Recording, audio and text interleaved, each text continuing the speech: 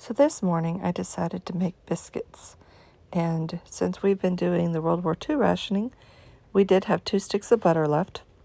So that worked out perfect. Actually, we had 3 sticks. So I was able to use one. And I put in 3 cups of flour, a tablespoon and a half of baking powder, and a teaspoon and a half of salt. And then using my pastry cutter, I broke all of the butter into it, and I did not feel like talking this morning. I had just woken up, and I was just trying to get breakfast made, and so I thought, I'll just do voiceover later because I don't feel like talking right now. I hadn't even had my coffee at that point. And you know, in the morning, coffee is important. In fact, I never did finish that cup. We've got more in the pot. I may have to go fill it up. It's been about an hour and a half. Anyway, so I cut the butter into the pastry or into the flour, and then using Bulgarian buttermilk, and I'll tell you why that's important in a minute. I put in, I think I ended up doing about 1.75 cups, and it was a little too sticky, but I just added flour when I was getting ready to roll it out, so it worked out perfect. But the reason I say Bulgarian buttermilk is important, my Mima always used Bulgarian buttermilk, and it made the best biscuits. Sorry, my chair's squeaky. It just made the best biscuits. And I remember her teaching me how to do it from scratch, and I would make biscuits just for me and her when I stayed with her, and oh my goodness, they were always so good. Of course, back then we made cat head biscuits. I cut them out. She always did drop biscuits that were huge. That's why they were called cat head biscuits, but I cut them out. I think it's more fun, and I like the uniformity of it. But I actually had everything laid out to do the video this time, or just about. But while I was doing this, I actually had our largest cast iron skillet in the oven getting hot, and I just find that makes crispier biscuits. Like the outside gets crispy and they're delicious. So I just added a little bit more flour to this. I wonder if you could see my socks. No, you can't see them. I had leprechaun socks. They're fun. But I put them on last night, and I thought they were cute. But I don't know what I'm doing. I was running around. Oh, I get my cutter. So one thing that I found that makes super good flaky biscuits is just to fold the dough like you would be folding a piece of paper. And not overwork it, but just folding it really helps make it flakier. And of course, all that butter in there just makes it amazing.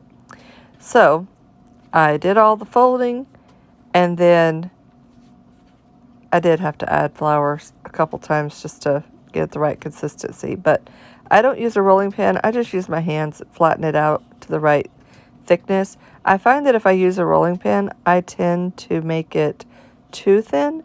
So I like to do it by hand. And then I just cut out perfect little biscuits. They're so cute, and they were so delicious. You'll see pictures of them coming soon. So I spent the time and I cut out all the biscuits. So you're going to watch me do that. It's going to take a couple minutes. But while I was doing that, I had another skillet ready for bacon. So I fried up bacon, and then once I had the biscuits in the oven, I made scrambled eggs using 6 of our 8 eggs that we had left. So we have 2 eggs left, and we have the rest of today, and I don't really know if we'll use them or not. Probably not. So that'll be a leftover thing, but I'll record at the end of the day what all we had left and all that stuff. So anyway, I just took the dough there and I kept working it to get as many biscuits out of it as I could. And one thing I'm very careful not to overwork that dough because you want it to be as light as possible. And if you knead it like you would a regular bread dough, it just gets too tough. So I didn't do too much. Speaking of bread, I didn't make bread today. My kids devoured the last bread that I made. They love bread. Of course, the biscuits, I still have a plate full on the table. I'm fixing to put them in a bag. They did put everything else up, but the biscuits were still too hot and we had to be somewhere. So we left and we were gone about an hour and a half and just got back. So anyway, that's my biscuits right there. And I pulled the skillet out. When I pulled it out, it was very, very hot. And I actually melted a little bit on my tablecloth and I didn't realize it. It's not a table. I mean, it's a tablecloth, but it's the vinyl stuff. I just got it this week. I buy the cheap ones and just replace them as needed. Helps protect the table.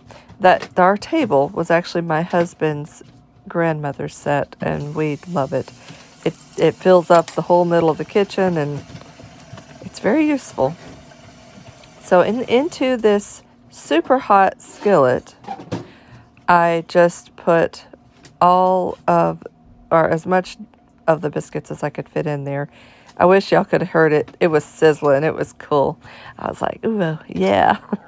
And then my husband came in with his patriotic pajamas there. And he was getting the kids up about that time and trying to get them to get ready before breakfast was ready. So those went into the oven. And I had another skillet ready to go in. So I put all those in the second skillet and then they went into the oven. And then I buttered the tops. Now we were eating them more like a breakfast sandwich, so I didn't butter the insides, but my husband buttered his before he made his breakfast sandwich because he likes butter in his biscuits. But they turned out amazing.